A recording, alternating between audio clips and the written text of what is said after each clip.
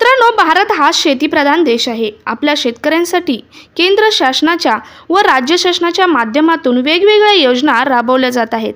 त्याचबरोबर शेती व्यवसायाला उभारी मिळावी तसेच शेतकऱ्यांचे आर्थिक हित जोपासले जावे यासाठी शासनाने वेगवेगळ्या योजना सुरू करत आहेत। यामध्ये पीएम किसान सन्मान निधी योजना असेल किंवा पीएम किसान मानधन योजना देखील समावेश यामध्ये होतो। मित्रांनो, यापैकी आपण दोन्ही योजना पाहणार आहोत की पीएम किसान मानधन योजना आणि पीएम किसान सन्मान निधी योजना काय आहे। यामध्ये बराच फरक नाही, थोडासा फरक असेल परंतु यामध्ये फरक नाही। या योजना सारख्याच आहेत, या योजनेमध्ये मिळणारे लाभही सारखेच आहेत।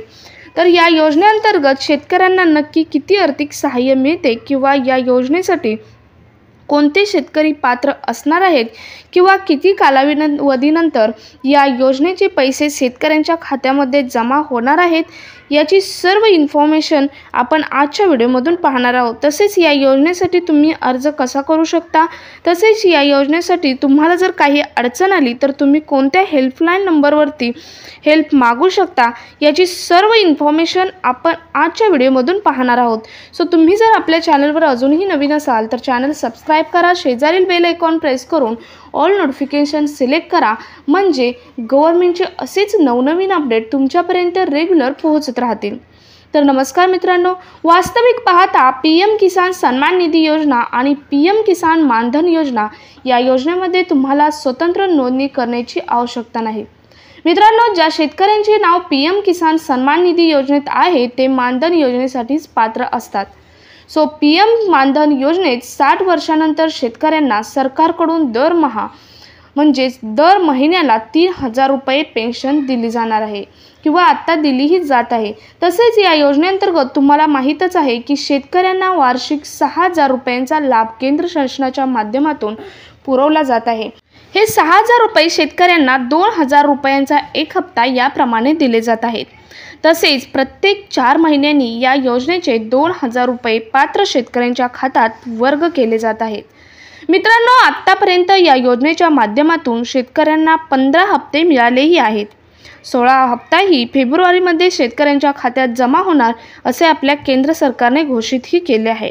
मित्रांनो, तर पाहूयात आपण या 3000 पेन्शनसाठी पात्र कोणकोणते शेतकरी असणार आहेत।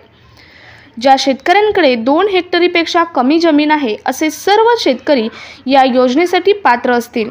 तसेच वृद्धापकाळात ही पेन्शन शेतकऱ्यांसाठी खूप फायदेशीर ठरेल, कारण तेव्हा त्यांना पैशाची सर्वात गरज असते। जर तुम्हाला या योजनेअंतर्गत वृद्धापकाळात 3000 रुपये पेन्शन मिळवायचे असेल तर त्यासाठी तुम्हाला ठराविक प्रीमियम पण भरणे आत्ताच गरजेचे असते।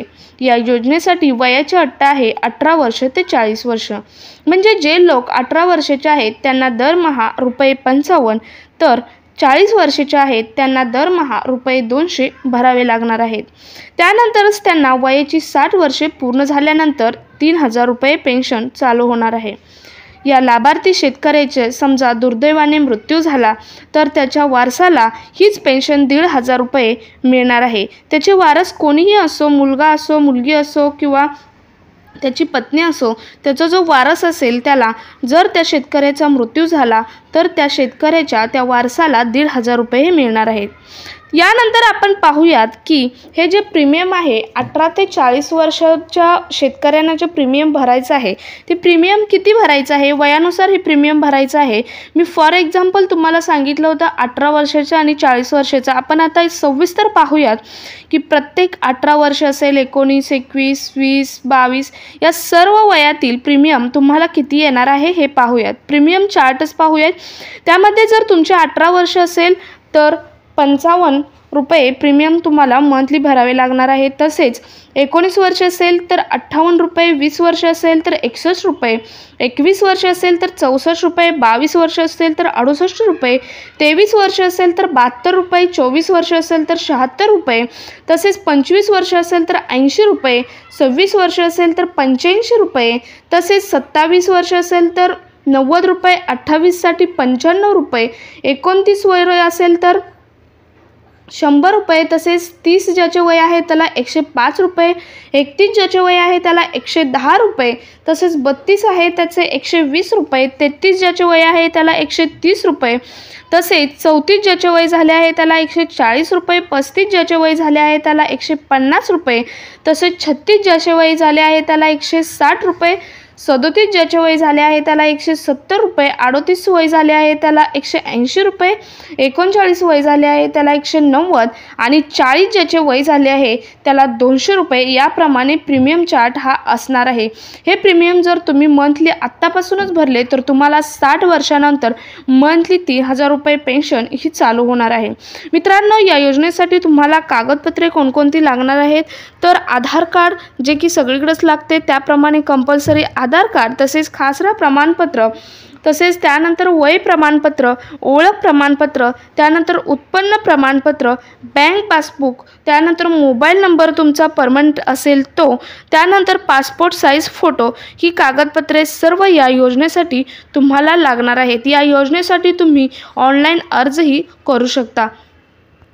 शेतकरी मित्रांनो, या योजनेसाठी तुम्ही support@csc.government.in या मेल ID वरती मेल करून माहिती मिळू शकता। तसेच तुम्हाला या योजनेअंतर्गत अर्ज करताना किंवा या योजनेसाठी कोणतीही माहिती हवी असेल किंवा कोणती मदत हवी असेल, हेल्प हवी असेल तर तुम्ही या योजनेतील हेल्पलाईन नंबर ही आपल्या सरकारने प्रस्थापित केला आहे। हा हेल्पलाईन नंबर आहे 1800-300-3468 या हेल्पलाईन नंबरवरतीही तुम्ही कॉल करून तुम्ही तुमच्या या योजनेबद्दल सर्व इन्फॉर्मेशन मिळवू शकता किंवा सर्व माहिती मिळवू शकता। तुम्हाला जी मदत हवी आहे ती तुम्ही घेऊ शकता। सो मित्रांनो, तुम्हाला समजलेच असेल की PM किसान मानधन योजना आणि PM किसान सन्मान निधी योजना ही योजना काय आहेत। या योजना जवळ पाहता म्हणजेच वास्तविक पाहता सारख्याच आहेत, कारण PM किसान सन्मान निधी योजनेला ज्याने अप्लाय केले आहे त्यांना PM किसान मानधन योजनेसाठी अप्लाय करण्याची काहीच गरज नाही, कारण त्यातील सर्व लाभ हे त्यांना या योजनेद्वारेच मिळणार आहेत। सो मित्रांनो, तुम्हाला समजलेच असेल की PM किसान सन्मान निधी योजना आणि PM किसान मानधन योजना या योजनेअंतर्गत तुम्हाला कोणकोणते लाभ मिळणार आहेत, त्यासाठी कोणकोणत्या कागदपत्रांची आवश्यकता आहे किंवा कोणकोणते शेतकरी या योजनेसाठी लाभार्थी असणार आहेत किंवा जे शेतकरी लाभार्थी आहेत त्या शेतकऱ्यांच्या बँक खात्यामध्ये कसे हप्ते येणार, म्हणजे जे 6000 रुपये मिळणार आहेत त्याचे कसे हप्ते येणार, किती कालावधीत हप्ते येणार किंवा जे 3000 रुपये तुम्हाला पेन्शन मिळणार आहे त्याचीही सर्व नोंदणी कशी करायची याची सर्व इन्फॉर्मेशन आपण आजच्या व्हिडिओमधून पाहिली आहे। सो मित्रांनो, हा व्हिडिओ जास्तीत जास्त शेतकरी मित्रांपर्यंत शेअर करा आणि तुम्ही एक शेतकरी असाल तर नक्की या योजनेसाठी तुम्ही अजूनही अप्लाय केलं नसेल तर अप्लाय करा, कारण ही 3000 रुपयाची जी योजना आहे ती आत्ता तुम्हाला काही वाटत नाही, परंतु ज्यावेळी तुमचा वृद्धापकाळ चालू होतो त्यावेळी तुम्हाला पैशाची किंवा आर्थिक सपोर्टची खूप गरज असते आणि त्यावेळी तुम्हाला ही योजना खूप सपोर्ट करणार आहे। तुमचे प्रीमियम काही जास्त नाही, तुम्हाला मंथली प्रीमियम चार्ट ही मी सांगितला आहे तोही समजून घ्या। भेटूयात पुढच्या व्हिडिओ समोर, तोपर्यंत जय हिंद, जय Maharashtra, stay happy, stay healthy.